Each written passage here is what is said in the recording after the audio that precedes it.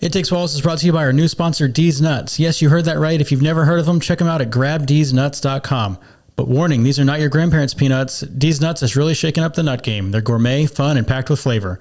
Whether you're a fan of savory flavors like ranch, sriracha, or hot cheddar, spicy like ghost pepper, or if you have a sweet tooth like me, you'll like the banana pudding. D's Nuts has something for everyone.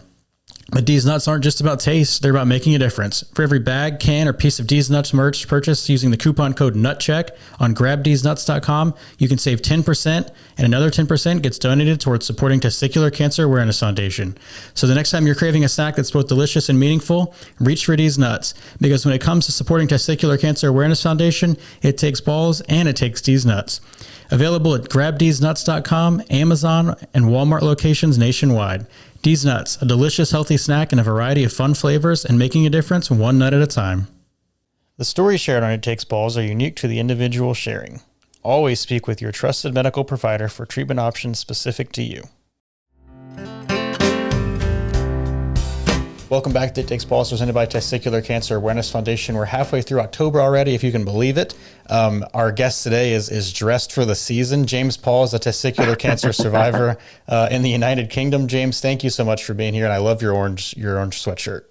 Why, thank you very much. It's great to speak to you, and thanks for having me.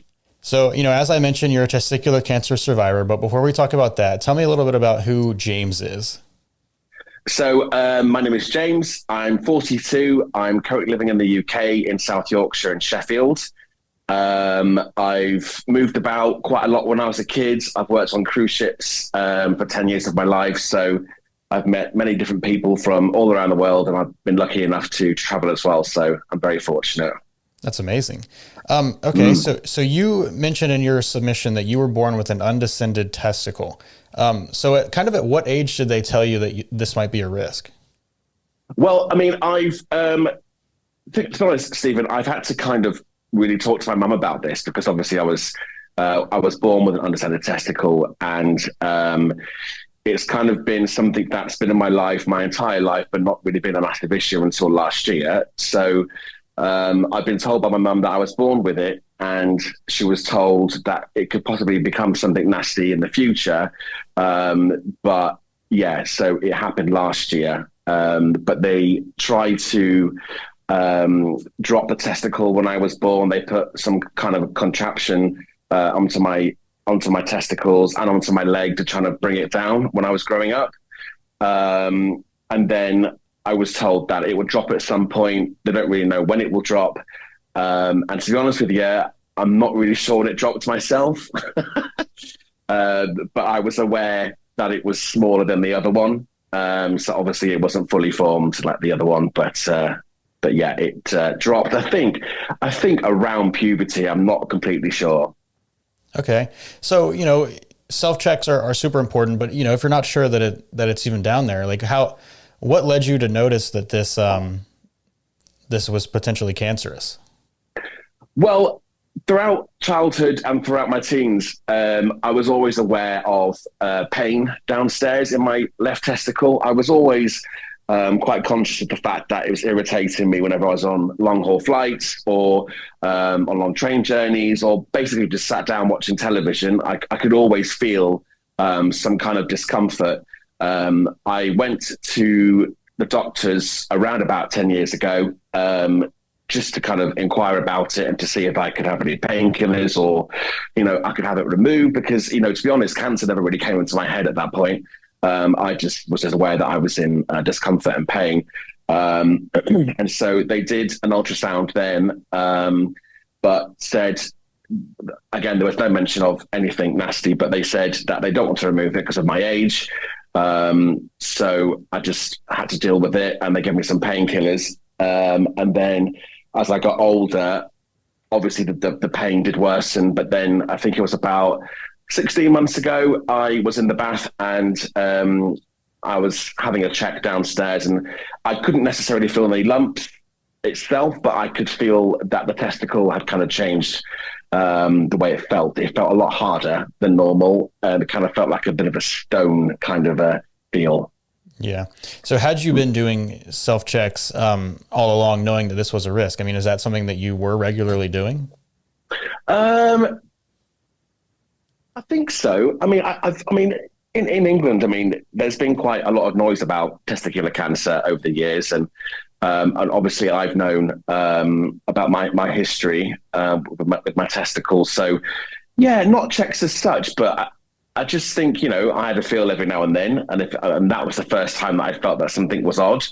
So that's when I went back to the GP and got it seen to. I'm interested. You said in the UK, there's been a lot of noise about testicular cancer. Is that coming from like the news, or where's that coming from? Um, Daytime talk shows, I saw quite a lot about it. There's a TV show in the UK called This Morning, and it's kind of like Good Morning America, and they've done segments on testicular cancer, and they've had a GP on, and they've shown people how to kind of examine their testicles live on television, which I think was quite amazing, actually. Yeah, I actually think I've seen that maybe on Twitter, and in the US we would have blurred something like that out, and you guys wasn't just out there, so that's no, yeah, it was definitely a full scrotal examination. Yeah, amazing. I mean, that's pretty amazing, and it's important in the medical context. That's great. Yeah, and also I think the model that was on that TV show, his brother saw that segment and then got checked, and it turned out that he actually had cancer. Wow. So yeah. All right. So you had the pain and it was hard, and then you went to your GP. What were the next steps for you? They originally thought it could be an infection, so they put me on antibiotics for 2 weeks. But in that 2 weeks, I had the ultrasound on a Thursday PM. And then the Friday morning, I got a phone call from my GP saying they found 2 lesions. We're not sure what it is. We just want to send you to the urologist just to make sure it's nothing nasty. So then I had the weekend, and then on the Tuesday, I was actually starting a new job at the time. I was traveling, and they called me and said, you need to come in to see us. That was on the Tuesday, and I had the ultrasound on the Thursday. So it all happened very, very quickly.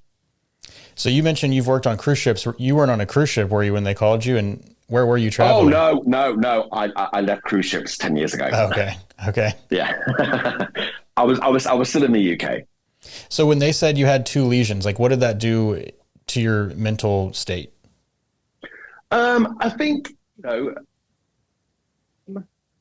nothing much. Obviously, it was on my mind. I didn't worry instantly because I'd previously been for that scan 10 years ago and nothing was said about it.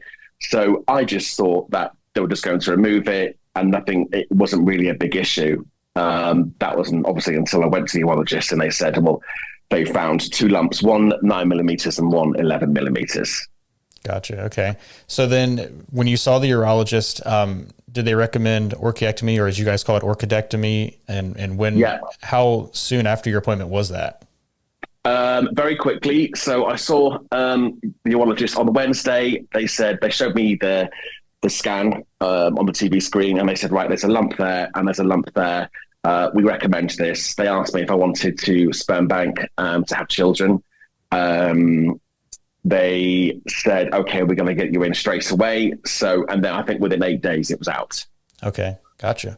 All right. So for the orchidectomy or orchiectomy, was that pretty easy for you, or did you have any notable... I mean, I think it was definitely testament to the NHS in the UK as well, because it was like my head was spinning at the time. I went to the urologist on the Wednesday, and then, within 2 weeks, my testicle was removed, and it was day surgery. So I went in and I literally went to sit down on the seat to be waiting. I was expecting a full day of having to wait for it to be removed. And then they said my name, James Paul, within a second of me sitting down. So I was very lucky. I was in and out within 2 or 3 hours. So yeah, I was very lucky. Amazing. All right. And I know you were stage 2. So what were like the next steps? You got your pathology, and then did you have a CT scan that showed some spread? Well, I had the CT scan before the orchidectomy, and then I had the results around about 3 weeks after the removal. I then was referred to Weston Park, which is in Sheffield, which is the cancer clinic in Sheffield. Again, they're absolutely amazing, the people that work there. And I was told previously, that It was cancer, but they were pretty confident that, it hadn't spread, but they're going to refer me anyway because they found something suspicious on my lymph nodes. So I was referred, and then they said, yes, you're going to have radiotherapy, chemotherapy. It looks like it has spread to your lymph nodes. And yeah, so that was that at that point.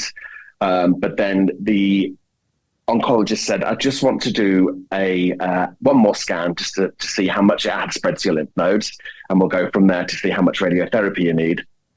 So I went for the scan the next day, and then I went back to the oncologist, and it turns out that it hadn't spread to my lymph nodes.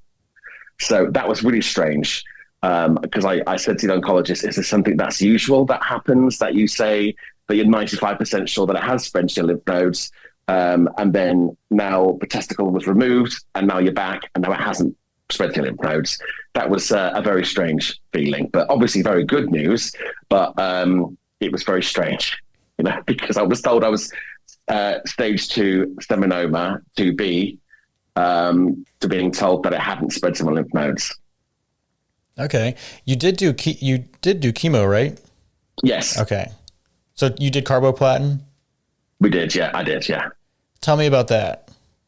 Well, I mean, obviously you hear about chemotherapy all the time. You hear about how it affects people. I wasn't expecting it to be as bad as what it was. I have friends that have had chemotherapy before, but not carboplatin. But when I went for it, the aftermath of it really wasn't nice, and I really didn't feel well. I'm still feeling the effects near enough a year later of it. My immune system was shot afterwards. And I just felt genuinely just really hungover all the time. Yeah. And with the doctor saying that it hadn't spread, talk about the decision to go with chemo instead of surveillance. I just felt, because at the time I was doing a job that was traveling around the UK, I just kind of wanted it out of my life for a bit, and not to think about it whilst I was working away doing this new job that I was doing. So the decision was made to do chemotherapy and not surveillance. So it was kind of just something that I could forget about. Yeah. Did you lose, you got a beautiful bald head. Did you have hair before? Or you got a nice beard though. Did you lose your beard?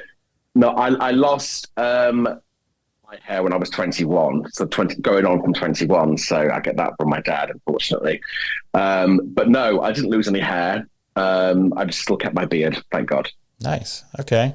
So yeah, you mentioned you felt like hungover or anything. Were there any, did you have any fevers? You mentioned your white blood cells, your immune system was knocked out. I mean, talk more about the effects of chemo on you, if you can. So day 1, I felt fine. Day 2, I felt fine. Day 3, I felt absolutely awful. I felt incredibly hot all the time. I felt really sick. I genuinely just felt like I'd been out drinking for a week, and then it was a severe hangover afterwards. But yeah, and that carried on for a good 6-7 days. And then on day 8, after the chemo, I started to feel myself a little bit again. But genuinely, I've never really been a poorly person before chemo, but in the year after, I've just been getting tonsillitis quite a bit. I've had to kind of think about my intake of vitamins and what I'm eating. And so it wasn't a nice experience for sure. Yeah. And then, so in survivorship, what has the surveillance been like since your chemo ended for you in the UK? Well, I mean, I had a bit of a situation where I think it was May of this year, I felt severe back pain. I had pain in my right testicle, and it just frightened me a bit, because I thought, oh God, it's back. And, although I've had treatment, you never know what's going to happen. So I went to the GP, explained my symptoms, and she did a check again. And I could see her typing into the computer my symptoms, and it came up testicular cancer again. And it just kind of hit me like a ton of bricks. I thought, it's back. And I thought, I don't think I'm going to be able to deal with it again with the treatment and all of that. And the scare that it would spread to my lymph nodes was quite scary. And I thought, I don't think I can do it again. And I just burst into tears with my mum. And I thought, I don't think I can do this again. But mum was like, James, you've had chemo. It's probably nothing. It's probably just a back pain. It's probably just nothing. But it turns out it was nothing. It was just a bit of back pain and a sore testicle. But they did see on the scan they did on my right testes that I have microlithiasis. I'm glad I said that right. Yeah. And also a case of epididymitis as well. So there's all sorts going on down there. Yeah. Did they give you antibiotics for the epididymitis? Yes, they did. And it did kind of calm it down. But every now and then I do have a bit of a twinge and a bit of a pain down there. Still to this day. I had it this morning. Yeah, I have the same thing. And yeah, I also have the microlithiasis on mine. And I think that, it's a risk factor, but I was told by one of our board members, Dr. Perazio, who's one of the leading doctors, that, it is a risk factor, but, keep an eye on it, but it doesn't necessarily mean that it's going to turn into. So that's the good news. Yeah, absolutely. Yeah. And they've also said, the same as what you just said, there's nothing to worry about as such just yet, but I'm going in for my yearly scan in November. So they'll see if there's anything progressing there. Yeah. Well, good luck with that. Thank you. Thank you. You also mentioned in your submission that, you're part of the LGBTQ community. How has that kind of played a role in in your diagnosis and treatment and survivorship? Well, I mean, I think the reason why I put that is because, not that it matters that I'm a part of that community, obviously, but I just haven't met or spoke to any queer people going through it. And like I say, there's not much difference between straight people and queer people, but I just haven't really connected or reached out myself, actually, to any other people that are a part of the community that have cancer. So, yeah, I think I'd like to do that more in the future. Yeah, I know of I don't know his last name. I think on Twitter he's Johnny King. I don't know if that's his real last name, but he's in his 20s. He just recently became a survivor. So I'll send you his great. social media and an email when we follow up. I'm trying to get him on here too, but I know he's in the same community. So like what else in survivorship? I mean, you have your scan coming up. Do you get this anxiety leading up to your scans? I think subconsciously, yes, I think so. Because ultimately, when they did remove the testicle at first, they did say it wasn't going to kill me. And that's always been in the back of my mind, that it's not going to kill me, but it's still a process that I'm going through, and it's kind of been mixed messages, mixed signals. It did spread to lymph nodes. It hasn't spread to my lymph nodes. And then, I had the pain in my back, I had the pain in my testicle. So yeah, it's still like a dark cloud over my head, but ultimately, I'm not worried about it, if you know what I mean. Yeah. And looking forward, I mean, you're sharing your story here on this podcast. I mean, what are you doing anything to kind of spread awareness? I know you said it's on the news, so maybe that's, doing the job, but are you sharing it with your friends and colleagues?